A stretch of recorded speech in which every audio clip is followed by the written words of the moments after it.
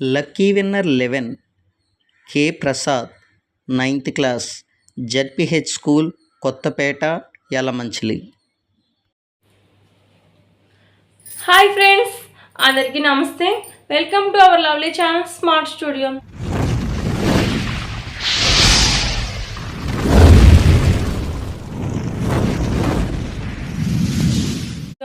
మనం లాస్ట్ క్లాస్లో రెసిపిరేషన్ గురించి కొద్దిగా నేర్చుకున్నాం, అవునా? సో ఈ క్లాస్లో మనం మన బాడీలో రెసిపిరేషన్ అనేది ఎలా జరుగుతుంది, ఏ పార్ట్స్ ఇన్వాల్వ్ అవుతాయో మనం ఇప్పుడు డీటెయిల్గా తెలుసుకుందాం. ఓకే, మన బాడీలో రెసిపిరేషన్ సిస్టమ్ అనేది ఈ విధంగా ఉంటుంది. మెయిన్ మన బాడీ రెసిపిరేషన్ చేయడానికి యూజ్ అయ్యేటంటే లంగ్స్. ఓకే, ఈ రెసిపిరేషన్ సిస్టంలో చూడండి చాలా పార్ట్స్ అనేవి ఉన్నాయి. అంటే ఏ పార్ట్స్ ఇప్పుడు ఎలా వర్క్ చేస్తుంది రెసిపిరేషన్ అనేది మనం ఇప్పుడు నేర్చుకుందాం. ఫస్ట్ మనం చూడండి నోస్.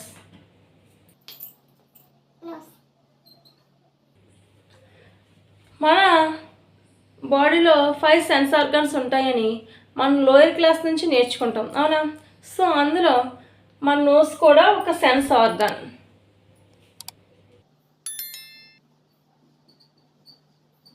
ఓకే, మెయిన్లీ మన నోస్ అనేది మనకి ఎందుకు యూజ్ అవుతుంది? స్మెల్ చూడడానికి, అవునా? ఏదైనా ఒక ఐటమ్ ఉంది, సో ఐటమ్ స్మెల్ బట్టి మనం దాని యొక్క టేస్ట్ అనేది మనం ఈజీగా చెప్పేస్తాం, అవునా? అంటే అది పాచిపోయిందా, ఎలా ఉంది అన్నది మనం స్మెల్ ద్వారా ఈజీగా మనం ఐడెంటిఫై చేస్తాం స్మెల్. ఓకే, నోస్ ద్వారా. ఓకే, నెక్స్ట్ చూడండి మన నోస్లో మనకు ఉండే ఆఫ్యాటరీ రెసెప్టర్స్. సో వీటి వల్ల మనం స్మెల్ అనేది ఈజీగా తెలుసుకోగలుగుతాం. ఓకే, నోస్ ద్వారా మనకి ఏమవుతుంది, ఒకసారి కోల్డ్ అనేది కలుగుతుంది, అవునా? సో మెయిన్గా కోల్డ్ని కలిగించే వైరస్ ఏంటంటే రైనో వైరస్. ఈ రైనో వైరస్ వల్లే మనకి కోల్డ్ అనేది కలగడం జరుగుతుంది. ఓకే, అలాగే మన ఈ నోస్ గురించి స్టడీ చేయడం ఏమంటారంటే రైనాలజీ. ఓకే, నోస్ గురించి స్టడీ చేయడాన్ని రైనాలజీ అంటారు. సో మనకి కోల్డ్ ఎందుకు వస్తుంది? రైనో వైరస్ వల్ల మనకి కోల్డ్ అనేది వస్తుంది. మన బాడీలో మన నోస్ ద్వారా స్మెల్ అనేది తెలుసుకుంటాం. అలాగే మిగిలిన ఆర్గానిజమ్స్ కూడా వాటి బాడీ స్ట్రక్చర్ని బట్టి వాడికి కూడా మన స్మెల్ రిసెప్టర్స్ ఉంటాయి, అవునా? సో మనకి మెయిన్లో చూస్తే డాగ్స్ అండ్ ర్యాట్స్, ఈ రెండు కూడా స్మెల్ ద్వారా వాటి యొక్క ఫుడ్ని కానీ అలాగా వాటి యొక్క ఫుడ్ని వెతకడంలో కానీ సో వాటికి డేంజర్స్ ఎక్కడ ఉందో అన్నీ కూడా ఐడెంటిఫై చేస్తాయి. మనకు మెయిన్గా చూస్తే డాగ్స్లోని ఈ స్మెల్ రిసెప్టర్స్ అనేవి చాలా ఎక్కువగా ఉంటాయి. అందుకే చూడండి మనకి పోలీసులు అవి కూడా ఏం చేస్తారంటే డాగ్స్ని యూజ్ చేస్తారు. ఎందుకంటే ఆ స్మెల్ ద్వారా వాటి అంటే థీఫ్స్ని ఎక్కడ ఐడెంటిఫై చేయడానికి ఈ డాగ్స్ అని యూజ్ అవుతాయి. సో అందువల్ల మనకి డాగ్స్ అనేది ఎక్కువ యూజ్ చేస్తారు. అలాగే ర్యాట్స్లో కూడా ఈ స్మెల్ రిసెప్టర్స్ అనేది ఎక్కువగా ఉంటాయి. నెక్స్ట్ స్నేక్స్లో కూడా ఈ రిసెప్టర్స్ అనేవి బాగా డెవలప్మెంట్ అయి ఉంటాయి. సో అందువల్లే ఆ స్మెల్ రిసెప్టర్స్ ద్వారా మనకి ఏదైనా అపాయం ఉందా, డేంజర్ ఉందా అని గ్రహించి వెంటనే అవి వేరే చోటుకి వెళ్ళిపోవడం అనేది జరుగుతుంది. ఓకే, చూడండి నార్మల్గా మన బాడీ టెంపరేచర్ ఎంత ఉంటుంది? బాడీ టెంపరేచర్ 36.8 సెల్సియస్, 98.4 ఫారెన్హీట్, అవునా? సో ఇది మనం నార్మల్గా ఉండే మన బాడీ టెంపరేచర్. కానీ మనం తీసుకునే ఎయిర్ ఉంది కదా, గాలి. సో గాలిలోని మనకి ఇప్పుడు సపోజ్ మనకి సమ్మర్ సీజన్ అనుకోండి, సమ్మర్ సీజన్లో హెయిర్ ఎలా ఉంటుంది, చాలా వేడిగా ఉంటుంది, అవునా? సో అలాంటి వేడిగాలిని పీల్స్తే మన ముఖ్యం అవుతుంది, డ్యామేజ్ అయిపోద్ది, అవునా? అలాగే వింటర్ సీజన్లో హెయిర్ అనేది చాలా కోల్డ్గా అంటే చల్లగా ఉంటుంది, అవునా? సో మన నేజల్ క్యావిటీలో ఏమవుద్దంటే మనకి నోస్ట్రిల్స్ ద్వారా తీసుకున్న ఎయిర్ ఏదైతే ఉందో ఆ ఎయిర్ని ఆ నేజల్ క్యావిటీలో మన బాడీకి ఈక్వల్గా అంటే మన బాడీ టెంపరేచర్కి మార్చేస్తాయన్నమాట. సో అలా మార్చడం వల్ల ఆ గాలి మన లంగ్స్కి వెళ్ళినా మనకి ఎలాంటి డేంజర్స్ ఉండదు. సో అలా కాకుండా సో అలాగే వేడిగా ఉన్న గాలి కానీ అలాగే చల్లటి గాలి కానీ మన బాడీలోకి వెళ్తే మన లంగ్స్కి అనేది ఎఫెక్ట్ అవ్వచ్చు. సో ఓకే, అలాగే మన నేసల్ క్యావిటీలో చూసుకున్నట్లయితే ఇక్కడ నోస్ట్రిల్స్ అంటే ఈ హోల్స్ ఏవైతే ఉన్నాయో సో వాటిలో మనం చూస్తే ఎయిర్లెక్ స్ట్రెచెస్ ఉంటాయి, అవునా? సో ఆ ఎయిర్లెక్ స్ట్రెచెస్ వల్ల యూజ్ ఏంటంటే మన గాలి పీల్చినప్పుడు మన బాడీలో గాలి పీల్చుతాం కదా, సో అలా గాలికి పీల్చేటప్పుడు ఎయిర్లో ఉండే చిన్న చిన్న దుమ్ము అలాగే చిన్న చిన్న మనకు కంటే కనిపించిన స్మాల్ స్మాల్ సబ్స్టెన్స్ ఉంటాయి కదా, చిన్న రేణువులు లాంటివి. సో అవన్నీ కూడా ముక్కులోకి అంటే నేసల్ క్యావిటీలోకి వెళ్లకుండా ఇక్కడ ఉండే ఈ నోస్ట్రల్స్ దగ్గర ఉండే హెయిర్ అనేది వాటిని కంప్లీట్గా ఆఫ్ చేసేస్తుంది. సో అంటే మన బాడీలోకి వెళ్ళే ఎయిర్ అంతా కూడా ఎలా అవుతుంది, బాగా క్లీన్ అయిన ఎయిర్ అని మాత్రం వెళ్తుంది. ఓకే, సో ఈ నోస్ట్రల్స్ దగ్గర నుంచి మన లోపలికి గాలి వెళ్తుంది కదా. సో అలాంటి ప్లేస్లో ఒక్కొక్కసారి సమ్ టైమ్స్ కొద్దిగా టిష్యూస్ అని ఎక్కువ ఫామ్ అయిపోయి అవి అక్కడ నోస్ట్రల్స్ దగ్గర నుంచి అని బ్లాక్ అయిపోతాయి. ఆ టైంలో మనకి ఏం చేస్తారంటే రైనోస్కోప్, ఏంటిది రైనోస్కోప్, ఈ రైనోస్కోప్ని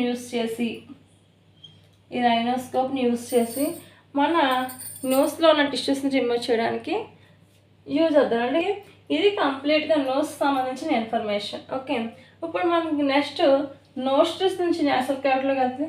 అలాగే నేసల్ క్యావిటీ నుంచి ఎయిర్ మళ్ళీ ఎక్కడికి వెళ్తుంది అంటే నెక్స్ట్ వన్ చూడండి పారానెక్స్. ఈ పారానెక్స్ అనేది వైండ్ పైప్కి ఫుడ్ పైప్కి మధ్యలో ఉంటుంది. ఓకే,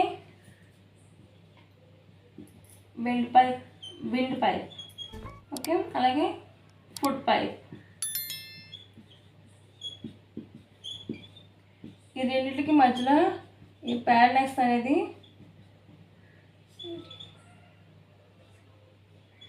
జంక్షన్ లాగా ఉంటుంది. చూడండి మనకి నోస్ట్రల్స్ ద్వారా నేసల్ క్యావిటీలోకి వెళ్ళిన ఎయిర్, అలాగే మౌత్ ద్వారా తిన్న ఫుడ్ వెళ్ళడానికి ఈ పారానెక్స్ అనేది మిడిల్లో జంక్షన్లా ఉంటుంది. సో మనకి నేసల్ క్యావిటీ ద్వారా వచ్చిన ఎయిర్ అనేది ఇలా విండ్ పైప్లోకి వెళ్ళిపోతుంది. అలాగే మౌత్ ద్వారా వచ్చిన ఫుడ్ అనేది ఫుడ్ పైప్లోకి వెళ్ళిపోవడం జరుగుతుంది. ఓకే, నెక్స్ట్ మనకి చూడండి ఈ నోస్ట్రల్స్కి మౌత్కి మధ్యన మనకి ఒక వాల్నట్ స్ట్రక్చర్ ఉంది కదా, దీన్ని మనం ఏమంటామంటే ప్యాలెట్ అంటాం, తెలుగులో అయితే అంగిలి అంటాం. ఓకే, ప్యాలెట్ అంటారు. నెక్స్ట్ మనకి ఇక్కడ యూస్టాచియన్ ట్యూబ్ అని ఒక ట్యూబ్ ఉంటుంది. ఓకే, ఈ ట్యూబ్ ద్వారా మనకి ఏమవుతుందంటే అప్పుడప్పుడు మన నోట్లోకి చీముడు అనేది వస్తుంది. అవునా, సో ఈ యూస్టాచియన్ ట్యూబ్ ద్వారా మన నోట్లోకి అప్పుడప్పుడు చీముడు అనేది రావడం జరుగుతుంది. అలాగే నెక్స్ట్ వన్ చూడండి లారినక్స్, వాయిస్ బాక్స్ అని కూడా అంటుంది. ఇప్పుడు దీని గురించి మనం తెలుసుకుందాం. ఓకే, నెక్స్ట్ వన్ చూడండి లారినక్స్, దీన్ని వాయిస్ బాక్స్ అని కూడా అంటారు. ఎందుకు వాయిస్ బాక్స్ అని అంటారంటే మనకి లారినక్స్ నుంచి సౌండ్ అనేది ప్రొడ్యూస్ అవ్వడం జరుగుతుంది. ఓకే, మెయిన్లీ సౌండ్ ప్రొడ్యూస్ అవ్వడానికి మెయిన్ ఏంటి మనకి ఏముంటాయంటే ఇక్కడ వోకల్ కార్డ్స్, ఈ వోకల్ కార్డ్స్ వల్ల మనకి సౌండ్ అనేది ప్రొడ్యూస్ అవ్వడం జరుగుతుంది. ఓకే, నెక్స్ట్ మనకి చూడండి ఈ వోకల్ కార్డ్స్ అనేది టాల్ సైజ్లో అంటే బాగా పొడవుగా ఉన్నాయనుకోండి వోకల్ కార్డ్స్ అనేవి, సో వాయిస్ అనేది ఎక్కువ ప్రొడ్యూస్ అవుతుంది. అలాగే స్మాల్ సైజులో ఉన్నాయనుకోండి వోకల్ కార్డ్స్ స్మాల్ సైజులో ఉంటే వాయిస్ అనేది తక్కువ ప్రొడ్యూస్ అవ్వడం జరుగుతుంది.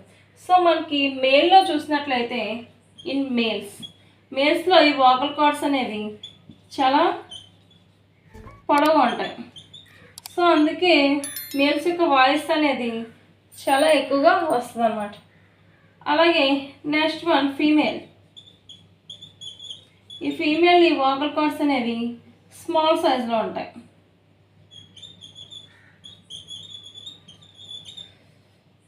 మనకి మేల్లో చూస్తే వోకల్ కార్డ్స్ బిగ్ సైజులో ఉంటాయి, ఫీమేల్లో చూస్తే స్మాల్ సైజులో ఉంటాయి. ఓకే, అందువల్ల మనకి వాయిస్ కంపేర్ చేస్తే మేల్కి ఫీమేల్కి మేల్లో వాయిస్ అనేది కొద్దిగా ఎక్కువ వస్తుంది, అంటే బేస్ ఎక్కువ వస్తుంది. అవునా, సో అలాగే ఫీమేల్ వోకల్ కార్డ్స్ స్మాల్ సైజులో ఉన్న వాళ్ళు వాయిస్ అనేది చాలా స్లోగా వస్తుంది, అలాగే కొద్దిగా స్వీట్గా వస్తుంది. ఓకే, నెక్స్ట్ ఈ వోకల్ కార్డ్స్ మనకి ఎక్కడ ఉంటాయంటే థైరాయిడ్ క్యాటలేజ్ అండ్ ఎరిటినాయిడ్ క్యాటలేజ్కి మిడిల్లో ఈ వోకల్ కార్డ్స్ అనేవి ఉండడం జరుగుతుంది. సో ఇది ఒక థైరాయిడ్ క్యాటలేజ్ అనుకోండి, ఇది ఎరిటినాయిడ్ క్యాటలేజ్ అంటే ఈ రెండింటికి మిడిల్లో ఈ వోకల్ కార్డ్స్ అనేవి ఉంటాయి. ఓకేనా, సో ఉంటాయి. ఓకే, ఈ థైరాయిడ్ క్యాటలేజ్ అనేది మనకి చూడండి ముందుకు పొడుచుకొని ఉంటుంది, అలా కాకుండా కొంతమంది అది బాగా ముందుకు పొడుచుకొని ఉంటుంది. అవునా, సో అందువల్ల మనకి ఇక్కడ ఒక ఉబ్బెత్తుగా ఉన్నట్టు ఉంటుంది కొంతమందిలో ఉన్న. దీన్ని మనం ఏమంటామంటే యాడమ్స్ యాపిల్ అంటాం. ఏమంటాం దీన్ని? యాడమ్స్ యాపిల్ అని అంటాం. ఇది ఎందువల్ల వస్తుందంటే థైరాయిడ్ క్యాటలేజ్ వల్ల యాడమ్స్ యాపిల్ అనేది రావడం జరుగుతుంది. అలాగే నెక్స్ట్ చూడండి ఈ వోకల్ కార్డ్స్ కంటే కొద్దిగా పైన మనకి ఫుడ్ అని తీసుకున్న ఫుడ్ మనకి ఈ విండ్ పైప్లోకి వెళ్లకుండా మనకి ఇక్కడ ఒక స్ట్రక్చర్ ఉంటుంది. దాన్ని మనం ఏమంటామంటే ఎపిగ్లోటస్. ఏమంటాం?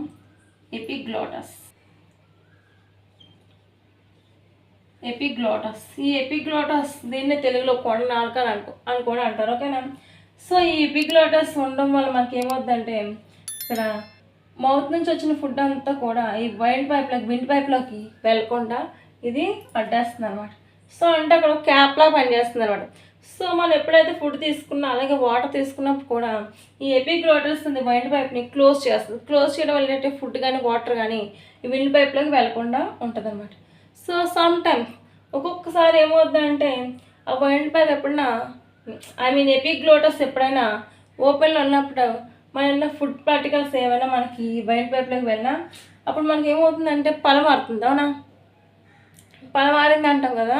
దాని మెయిన్ రీజన్ ఏంటంటే మనం తీసుకున్న ఫుడ్ పార్టికల్స్ ఏవైతే ఉన్నాయో అవి ఎప్పుడైనా సరే విండ్ పైప్లోకి వెళ్ళినప్పుడు మనకు అలా పలవారుతుంది అనమాట. ఓకే, అది మళ్ళీ కొద్దిసేపు దగ్గర రూపంలో మళ్ళీ బయటకు వచ్చేస్తుంది అనుకోండి. ఓకే, ఈ ఎపిగ్లోటస్ ఉండడం వల్ల యూజ్ ఏంటంటే మెయిన్లీ మనకి హెయిర్ అనేది విండ్ పైప్లోకి మాత్రమే వెళ్తుంది. అవునా? సో అలాగే ఫుడ్ పార్టికల్స్ అనేవి ఫుడ్ పైప్లోకి మాత్రమే వెళ్ళడానికి ఎపిగ్లోటస్ అనేది యూజ్ అవుతుంది. సో ఈ ఎపిగ్లోటస్ మనం ఏమంటామంటే గార్డియన్ ఆఫ్ ఎయిర్వేస్. ఏంటది? గార్డియన్ ఆఫ్ ఎయిర్వేస్ అంటాం. ఓకేనా? నెక్స్ట్ మనం ట్రాకియా ఆర్ విండ్ పైప్ గురించి నెక్స్ట్ మనం చూడండి, trachea or wind pipe. Okay, మనకి నేసల్ క్యావిటీ ద్వారా వచ్చిన ఎయిర్ అంతా కూడా ఇక్కడ చూడండి ఈ విండ్ పైప్ ద్వారా లంగ్స్కి వెళ్ళడం జరుగుతుంది. ఓకే, మనకి విండ్ పైప్ చూస్తే అక్కడ స్ట్రెచెస్ చూడండి రింగ్స్ మాదిరిగా ఉన్నాయి. అవునా? రింగ్స్ షేప్లో ఉన్నాయి. వీటిని రింగ్ షేప్లో ఉన్నాయి. అవునా? ఇవి షీ షేప్లో ఉండి అలాగే క్లాట్లైజ్తో మేడప్ అయి ఉంటాయి ఈ రింగ్స్ అనేవి. సో ఈ రింగ్స్ ఉండడం వల్ల మెయిన్ మన ఈ విండ్ పైప్ ఏదైతే ఉందో అది ఫోల్డింగ్ అవ్వకుండా ఉంటుంది. అలాగే ఆ విండ్ పైప్ అనేది చాలా స్ట్రాంగ్గా ఉండడానికి కూడా ఈ షీ షేప్లో ఉన్న క్యాటలైజర్స్ అనేవి యూజ్ అవుతాయి. ఓకే, నెక్స్ట్ మనం బ్రాంకియల్స్ గురించి నేర్చుకుందాం. Bronchi are branches. So windpipe అనేది మనకి బ్రాంకీ కింద డివైడ్ అయిపోతుంది. మరి బ్రాంకీ అంతా కూడా వీటికి చూడండి బ్రాంకియల్స్ కింద డివైడ్ అయిపోతుంది.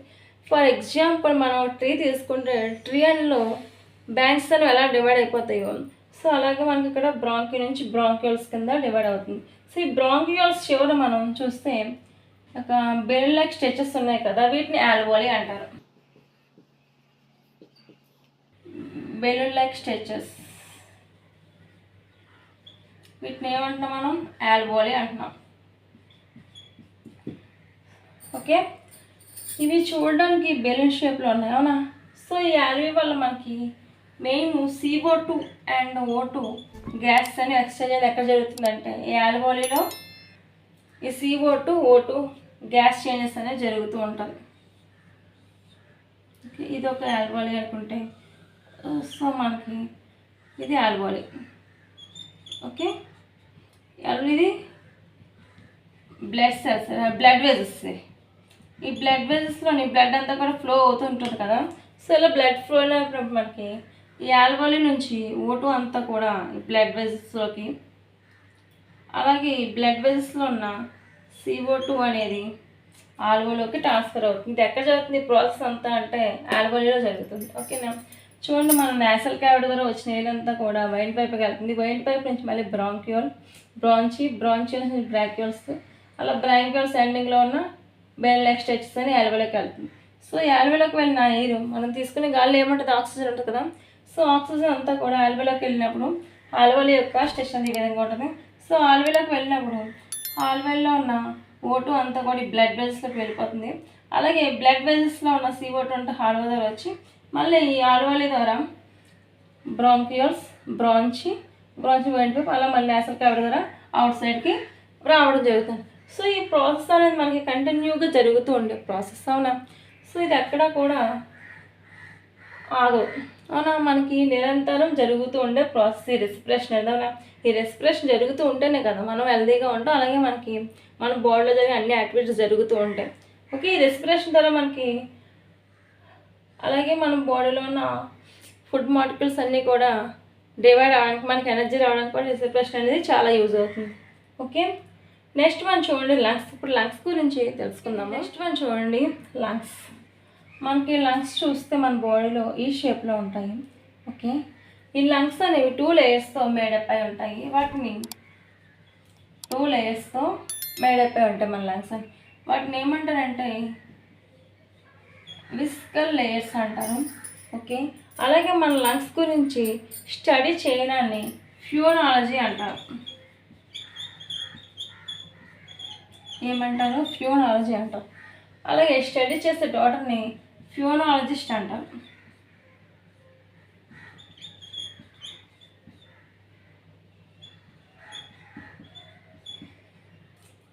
మన లంగ్స్ గురించి స్టడీ చేయండి ఫ్యూనాలజీ అని, అలాగే స్టడీ చేసే డాక్టర్ని ఫ్యూనాలజిస్ట్ అంటారు. ఓకే, అలాగే మనం చూస్తే మన లంగ్స్లోకి గాలి వెళ్ళినట్టునే మన చెస్ట్ క్యావిటీ ఏది ఉందో, సో దీని అంతా చెస్ట్ క్యావిటీ అంటే చెస్ట్ క్యావిటీ అంతా కూడా కొద్దిగా పెరుగుతుంది, అంటే ఇంక్రీజ్ అవుతుంది.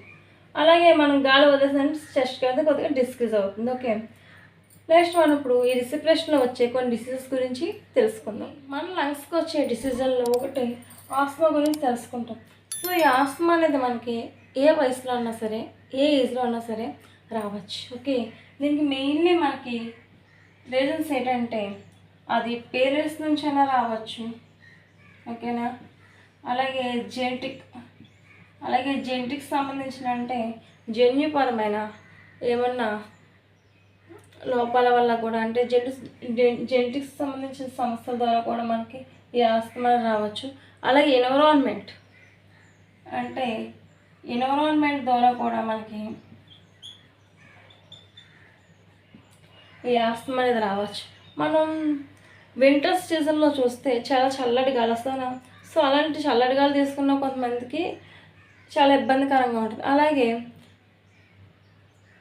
అలాగే వేసవికాలంలో వచ్చే వేడి గాలి వల్ల కూడా కొంతమందికి ఇబ్బంది కలగవచ్చు. అవునా, సో మెయిన్లీ ఆస్తమాకి మనకి ఎలాంటి లక్షణాలు చూస్తామంటే, ఎలాంటి సింటమ్స్ ఉంటాయంటే చెస్ట్లో చాలా టైట్గా ఉన్నట్టు, ఏదో పట్టేసినట్టు, అలాగే దగ్గు వచ్చేది, విపరీతమైన దగ్గు, ఆవేశం, ఇవి వీటి యొక్క లక్షణాలు అనమాట. ఇది ఒక ఎలర్జీ టైప్ అనమాట. ఓకే, నెక్స్ట్ ఎంఫిసిమా గురించి తెలుసుకుందాం.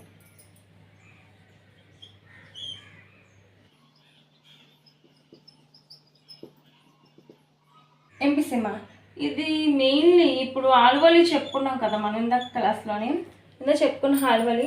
ఈ ఆల్వలి డ్యామేజ్ వల్ల ఎంఫిసిమా అనేది మనకి రావడం జరుగుతుంది అన్నమాట. సో ఇక్కడ చెప్పుకున్నాం ఇందాక ఆల్వలిలోనే ఏమవుతుంది, గ్యాస్ అనేది ఎక్స్చేంజ్ అవుతుంది. సో వాటిలో ఏమైనా డ్యామేజ్ వచ్చినప్పుడు మనకి ఈ ఎంఫిసిమా అనే డిసీజ్ వస్తుంది అనమాట. ఓకే, నెక్స్ట్ వన్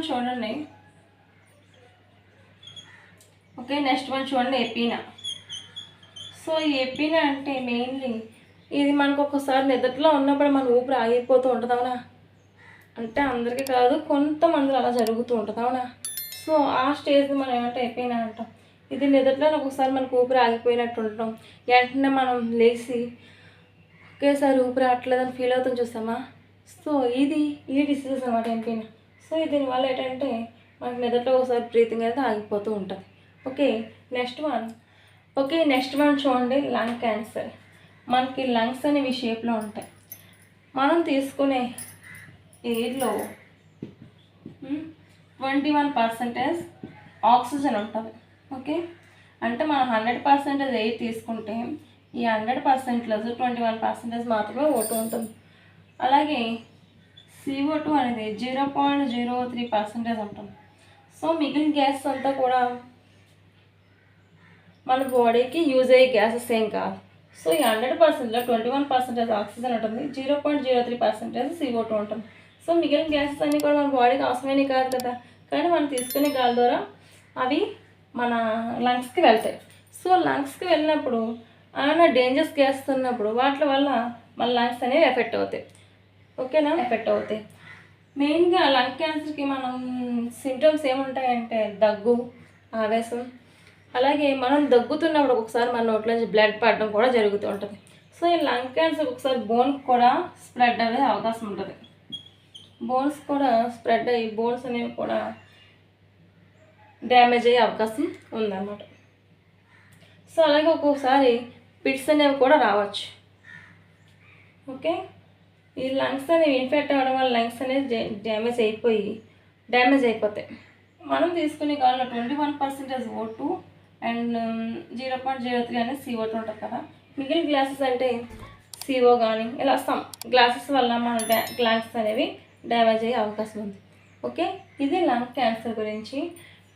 నెక్స్ట్ క్లాస్లో మనం ట్రాన్స్పోర్టేషన్ గురించి తెలుసుకుందాం. ఓకే.